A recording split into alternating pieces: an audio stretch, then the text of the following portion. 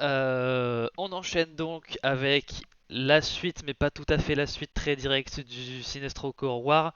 Parce qu'entre-temps, quand même, il faut signaler que la run de Jones a quand même, au-delà de solidifier ce qui existait déjà, a retcon certaines choses, donc a introduit des éléments rétroactifs dans la chronologie pour changer un peu la sauce, mais il a aussi énormément ajouté de lore en fait dans la mythologie du Green Lantern.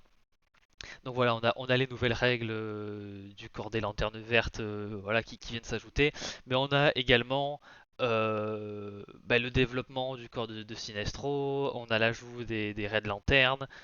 En gros, avant, on était un peu sur du jaune et du vert, hein, voilà, on était dans ces tons-là. Et puis dans la run de Jones, on passe à, on a du rouge, on a du orange, on a du jaune, on a du vert, on a du bleu, on a du. Est-ce qu'il y a encore les indigo à l'époque?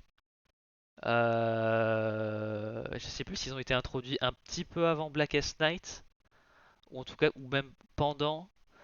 Là, j'ai un doute. Bref, il y a de l'indigo. L'Indigo Tribe, non, je sais plus. Non, j'aurais dit que c'était à peu près dans les eaux là aussi, hein. Ouais, ouais. Bon, en tout cas, c'est dans voilà, c'est dans ces eaux-là, fin des années 2000. Et puis voilà, indigo puis rose.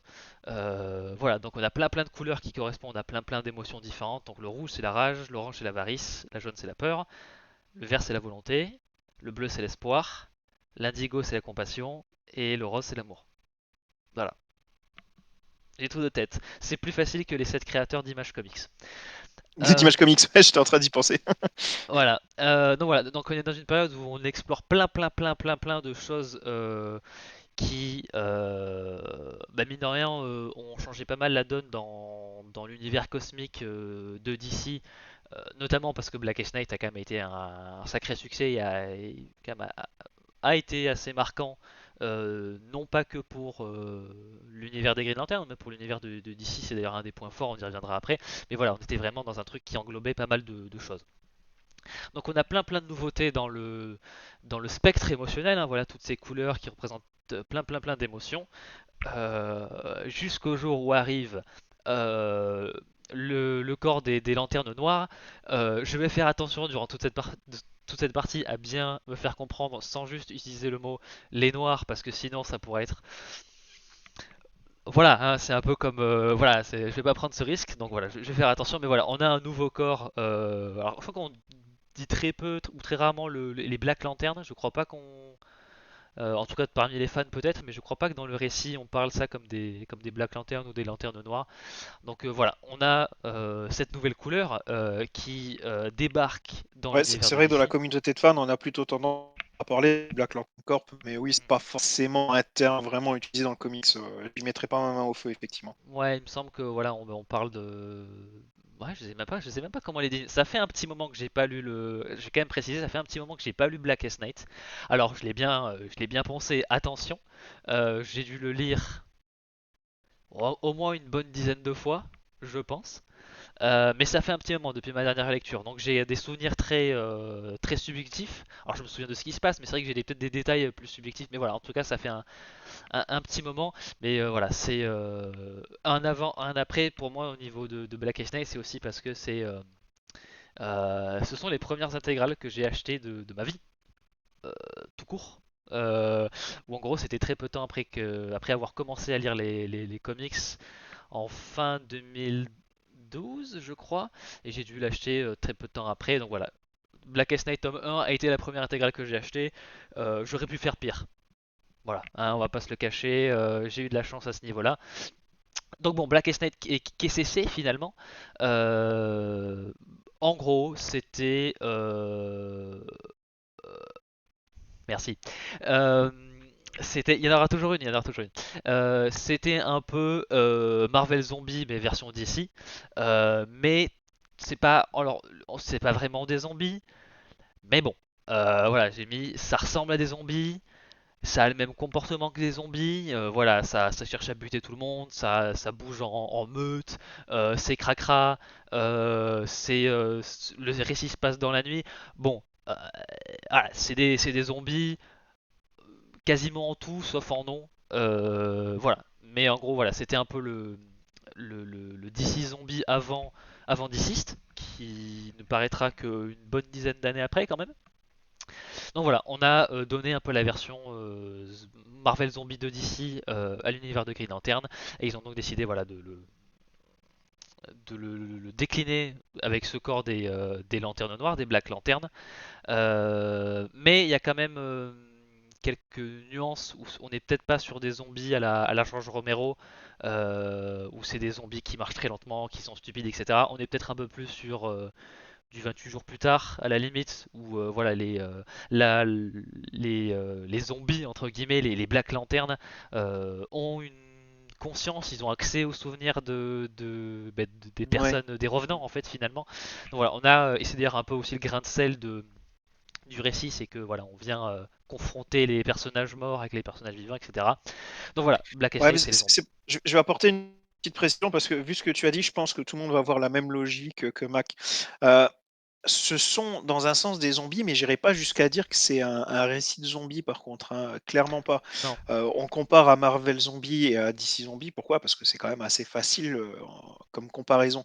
Mais franchement, non seulement ça n'a pas grand-chose à voir au niveau de l'approche, mais en plus en termes de qualité, ça éclate vraiment Marvel Zombie et surtout DC Zombie. Marvel Zombie, au moins le premier tome était bien, mais après c'est vrai qu'ils sont assez vite, ils sont assez vite cassés la figure. j'aime bien moi Là, on te Deceased. parle vraiment d'un crossover avec beaucoup de personnages qui étaient tous de mourir, d'autres personnages qui étaient vraiment morts depuis quelques temps. Et là, en fait, ils se retrouvent devant les Green Lanterns, devant la Justice League. Et ça qui est intéressant, c'est qu'en fait, ils ne se retrouvent pas face à des zombies. Ils se retrouvent face aux personnages qu'ils connaissent zombifiés. Et c'est ça qui est différent et qui est vraiment chouette. On joue énormément là-dessus, hein. Il y a des scènes du coup qui sont très très drôles. Tu te souviens de la scène avec Flash? Avec Alors, Barry Allen? laquelle? Alors, si je me souviens bien, c'est à ce moment-là, ça donne du coup des situations cocasses en fait, puisque bien évidemment, dès que tu as mordu la paupière, tu as un anneau noir qui essaie de se mettre à ton doigt. Hmm, Sauf que Barry Allen est déjà mort. Donc en fait, du coup, il y a un anneau noir qui essaie de se mettre à son doigt. Et du coup, vous avez Barry Allen qui court, qui court, qui court avec l'anneau noir qui lui vole, qui c'est vole vrai. derrière lui. Enfin, tu as énormément de scènes comme ça. C'est vraiment, vraiment chouette. C'est bien foutu. C'est là que tu vois que Geoff Jones, au-delà d'avoir créé un très bon crossover, connaît vraiment bien les personnages et a su utiliser chacun d'entre eux à bon escient, quoi. Oui, c'est d'ailleurs l'une des qualités, c'est que l'univers d'ici est tellement divers qu'en fait il y a des situations où le rapport à la mort de certaines personnes est très particulier et alors il n'a pas pu tout faire évidemment, mais il y a pas mal de personnages qui ont des situations assez différentes les unes des autres et c'est ça qui aussi qui donne un peu le grain de sel au truc quoi. C'est clairement un code d'horreur, hein. On met vraiment l'émotion au centre du truc, malgré le fait que toutes les planches soient extrêmement horrifiques. Mais pourquoi? Parce que les dessinateurs sont incroyables, quoi. Oui, bah d'ailleurs, parfaite transition. Alors on reste un peu sur le même point, mais c'est vrai que le côté un peu zombie, horreur, on l'a dans certaines scènes d'action, de combat. Là, on a notamment pardon, Mera qui arrache la langue de. Alors je crois que c'est Soudibni. Ben voilà, j'ai dû faire un copier-coller. Ça, c'est tout moi, ça. La flemme jusqu'au bout. Euh, donc voilà, on a Mera qui arrache la langue de Soudibni, qui est assez chiante, on va dire ça, durant le récit. Voilà, c'est une bonne antagoniste.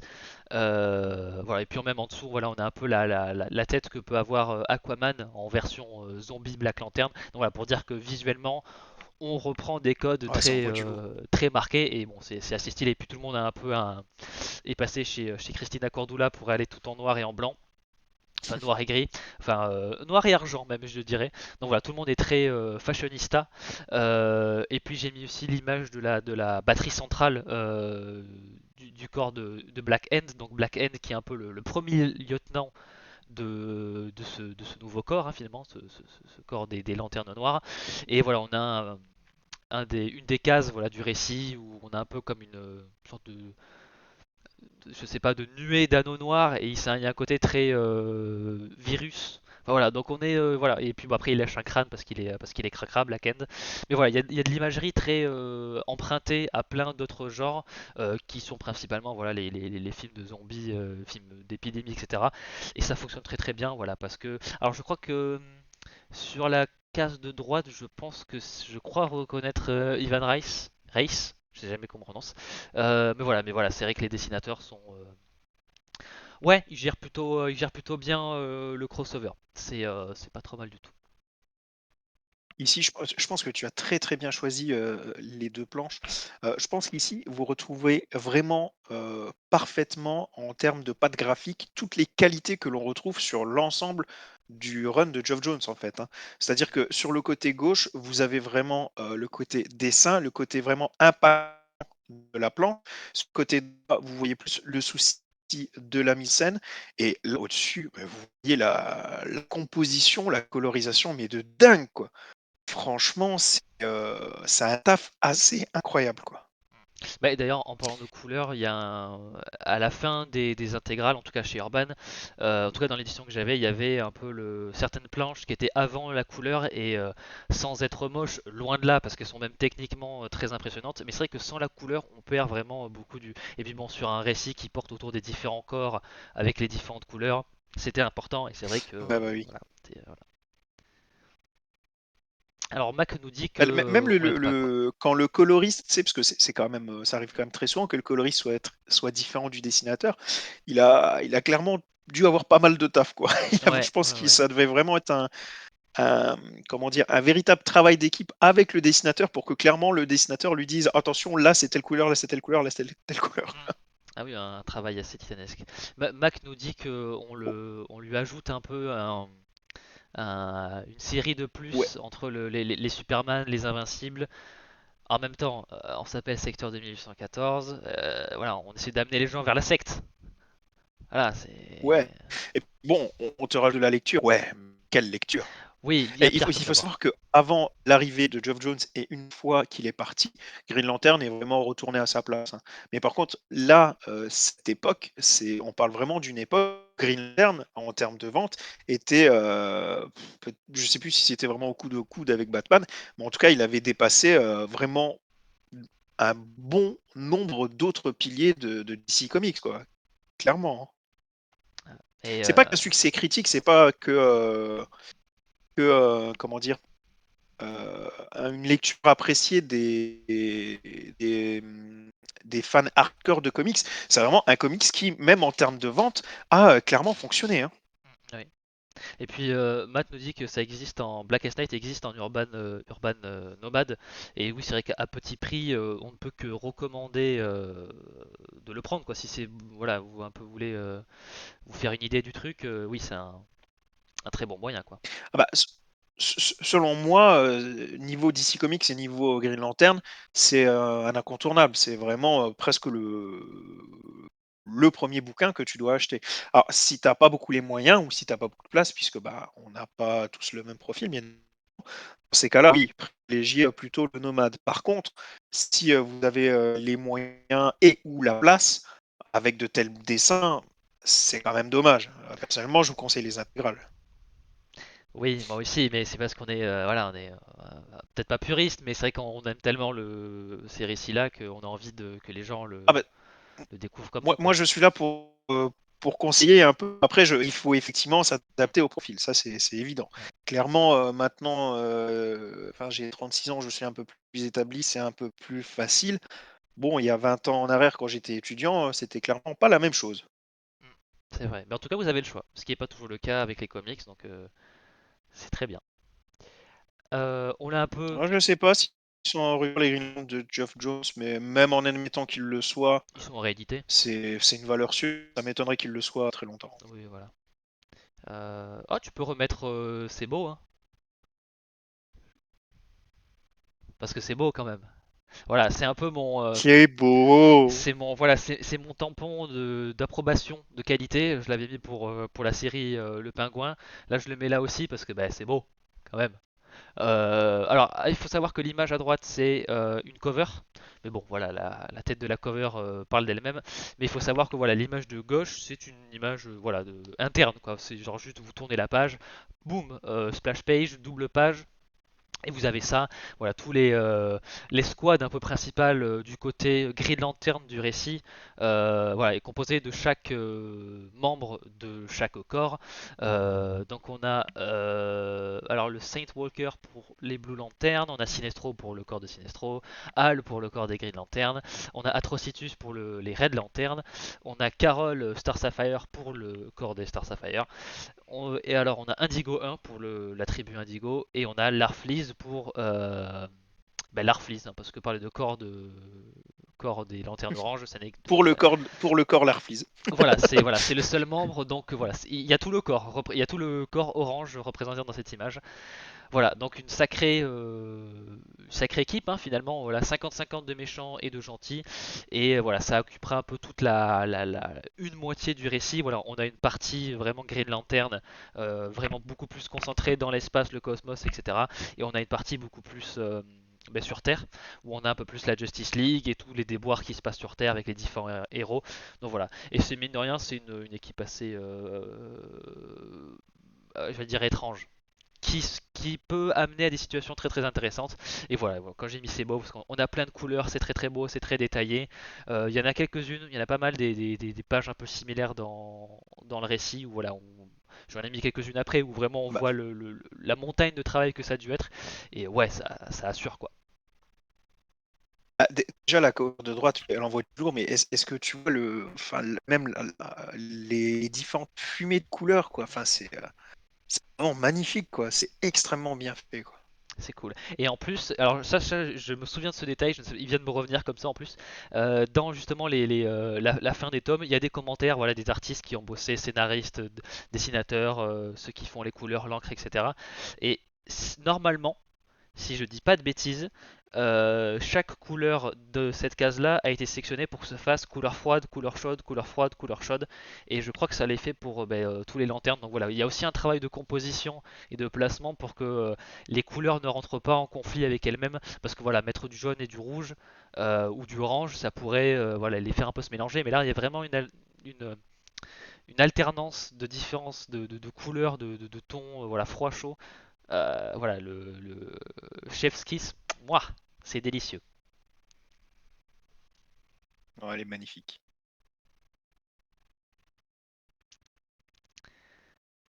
Alors, c'est Blackest Night, c'est aussi un crossover, et c'est quand même un crossover digne de ce nom, hein. Voilà, on a l'invasion de la mort, hein, littéralement, parce que voilà, le corps des Black Lanterns, c'est la mort. Euh, on a l'invasion de la mort à travers tout l'univers d'ici, et vraiment en tout cas dans la version d'Urban, hein, parce que la série aux US, si vous n'avez lu que les Blackest Night et pas les Green Lantern qui ont été associés en même temps, vous n'avez pas forcément toute l'histoire, mais on a de la chance en France d'avoir une édition qui est quand même assez bien complète, hein, qui permet de bien comprendre. Et on a l'occasion de voir un peu tous les ramifications du crossover dans plein de recoins de l'univers d'ici. Donc on a évidemment tout l'univers des Green Lantern qui est concerné. Alors moi j'ai mon retour qui est pas hyper grand, mais je pense que sur le live et la vidéo vous verrez en plus grand. Mais voilà, évidemment on a Hal, on a Kilowog, on a Kyle, je crois quelque part, on a John Stewart, on a des membres du corps de Sinestro. Oui, oui, il y a Kyle Rayner aussi. Voilà, il y a Kyle Le Rayner. tout premier Green Lantern dans le fond. Ah, il y a Alan Scott. Ouais, On voit, ouais, je le On vois. voit Power Girl aussi, il me semble. Voilà, j'ai pas l'image en Ah bah hyper grand, attends, je peux bouger ma souris, c'est vrai. mais ah oui, en effet. Il est là, Al Scott. Voilà. Mais voilà. Et dans l'image de droite aussi, voilà, vous avez un peu l'éruption de pas mal des armées, des lanternes, des différents corps de lanternes qui viennent. Et voilà. Donc ça montre à la fois qu'on implique plein de personnes, de personnages de l'univers de Green Lantern. Mais voilà, comme avec, il y aura d'autres images après, mais voilà, on n'hésite pas à sortir des gens de la société enfin, Justice Society, la société de justice. Et normal parce que c'est Jones qui est sur le titre, alors forcément il va les caser quelque part. Ouais, tout à fait. On a la Justice League, on a, je crois même qu'on a peut-être Merde, je crois que je sais plus si on a la Doom Patrol. Enfin, en tout cas, on a l'occasion de voir plein de membres différents. On a le Hogger, on a le Hawkman, on a Atom, Mera. Enfin voilà. Et c'est pas forcément les personnages les plus évidents de premier abord, mais ça aussi on pourra y revenir un peu après. Mais voilà, un énorme crossover parce que on met plein de personnages de la mythologie lanterne. Tu peux passer la slide d'après. Euh, mais pas que, voilà, pour un peu avoir un exemple illustré, on a aussi les personnages qui sont sur Terre, qui seront impliqués dans le récit et pas qu'un peu. J'ai pas trop m'attarder sur ce que vous voyez à l'écran parce que j'ai envie que vous découvriez comment tout se passe, comment les choses se déroulent, etc. Mais voilà, on a de quoi impliquer pas mal des personnages de l'univers d'ici. Parce que, ben, évidemment, ces anneaux noirs ont un lien avec les gens qui sont morts ou qui ont déjà qui sont déjà morts auparavant. Alors, quand tu es dans un univers de comics où la mort c'est un peu comme une grippe pendant le week-end, ça finit par partir. Voilà, vous doutez bien qu'il y a pas mal de gens qui sont morts et qui après n'étaient plus morts, et ça va quand même les concerner. Mais on a aussi de quoi impliquer les membres, le roster de la Justice League et des héros et même des méchants vraiment centrés sur Terre. On a de quoi aussi les impliquer dans le récit des lanternes, même en les faisant porter différents anneaux, voilà, en fonction de quelle émotion les représente le plus. Et voilà, je vous laisse un peu découvrir qui est quoi et fait quoi avec. Et voilà, là aussi dedans, il y a des détails assez amusants, notamment avec euh, voilà, avec le porteur de l'anneau jaune et le porteur de l'anneau orange. Voilà, c'est des choses qui semblent évidentes, mais voilà, ça arrive à créer des situations plutôt sympas. Voilà. Oui, clairement, clairement.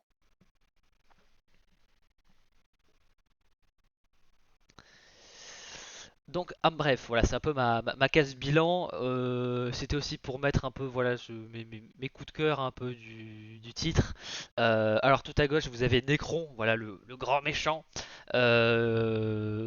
qui est dessiné. Alors, je plie toujours son nom. Il a un nom à consonance un peu, je crois que c'est italien potentiellement. J'ai plus le nom. J'ai Euh, l'impression que je vois Smingliazzi, je sais pas. oui, c'est quelque chose comme ça. C'est peut-être Je vois Rodrigo sa quelque signature chose. là. Voilà, il y a toute une série de covers faits par ce mec-là. Je sais pas, il y a un aspect très statue 3D assez impressionnant. Euh, Rodolfo Migliari. Voilà, c'est ça le nom du type. Donc Ah, voilà, la première lettre c'est un R pour Rodolfo alors. Ok. voilà. Voilà, vous avez des covers comme ça qui sont magnifiques. Il y a un côté très, il y a même un côté un peu Alex Ross dans les lumières et tout ça. J'ai mis Atom dans les images parce que je trouve ce qu'ils ont fait avec le personnage est intéressant. Même je suis pas forcément un expert ou quoi que ce soit, mais voilà, c'était des développements plutôt sympas. Tous les passages avec John dans l'espace, John Stewart dans l'espace, j'ai trouvé ça cool. Puis il y a un côté aussi, là pour le coup, c'est peut-être l'un des passages les plus films de zombies et horreur un peu cracra, mais ça marche bien. Et puis au centre, voilà, j'ai mis l'équipe de bras cassés qui sont un peu nos protagonistes, voilà, donc les différents lanternes. Et je crois qu'au dessin, c'est Van Siever pour le coup. Donc on a des styles quand même assez différents. Par exemple, entre Rice et Siever, c'est pas exactement la même patte, mais ça fonctionne dans les deux cas. Donc voilà, on a des bons personnages qui ont une bonne alchimie entre eux. On a des situations assez originales auxquelles il fallait y penser, et puis voilà, des détails plutôt sympas à exploiter dans l'univers avec toute cette mise en scène de zombies, d'anneaux, d'émotions en fonction des différents héros, etc. Donc voilà, et puis voilà, c'est un gros crossover bien épique.